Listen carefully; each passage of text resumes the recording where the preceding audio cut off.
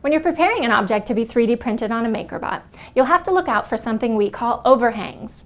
An overhang is a part of your model that hangs above the surface of the build plate with nothing underneath it to hold it up.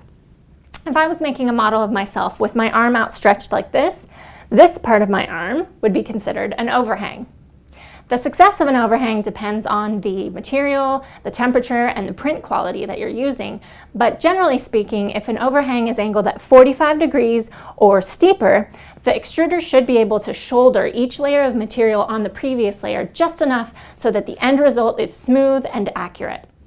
Any overhang that's angled shallower than 45 degrees may result in some stringiness or unevenness that can usually be sanded off later. This massive overhang test by Thinkster is a great way to see the different results you will get when you try 3D printing objects with overhangs. It's designed to test angles 20 degrees through 70 degrees at 5-degree increments. As the angle gets shallower, the overhang becomes less smooth and more stepped. If you're doing your own 3D modeling, it may be helpful to consider overhangs while you're designing. If an angle can be changed by just a few degrees to avoid an overhang, it may be worthwhile to do so.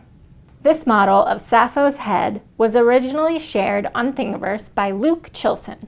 The most difficult overhang on this model is here on Sappho's chin. When 3D printed in this original configuration, Sappho gets a bit of a scraggly beard.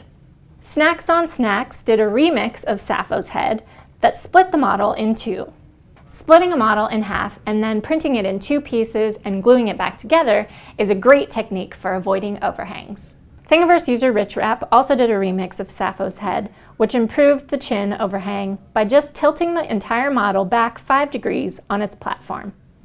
Learning how to 3D print on a MakerBot is just like learning any new medium, in that it helps to realize that there are limitations, and learning how to work within those limitations can be one of the most creative and rewarding parts of the process. Another good thing to know is that when your 3D model has a horizontal line on top of two pillars, your MakerBot 3D printer will do what we call bridging. Bridging means spanning a gap quickly between 2 points so that the extruded material is strung in a straight line from one side to the other. No matter how small a bridge is, the underside of a bridge will always end up being a bit stringier than the rest of the model, but the following layers usually manage to make a quick recovery. Here's some examples of bridging tests that we do here in the office. As you can see, the longer the bridge, the stringier the underside. If you're making a model with lots of overhangs or large bridges, it may be useful to build your model using single material breakaway support. When you choose to add support to a model, your MakerBot will extrude a loose mesh-like material under any overhangs.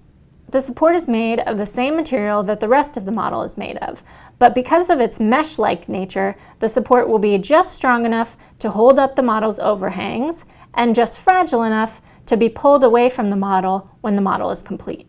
Getting the support material to peel away from the model can be a bit tricky. We recommend using needle nose pliers and then twisting it off the model like this. Work slowly and be careful not to break any of the delicate parts of your model. We're currently working on a number of improvements to support that should make the removal process easier. Stay up to date with the new releases of MakerBot Makerware and your machine firmware so that you don't miss these updates. The last bit of vocabulary I have for you is rafting.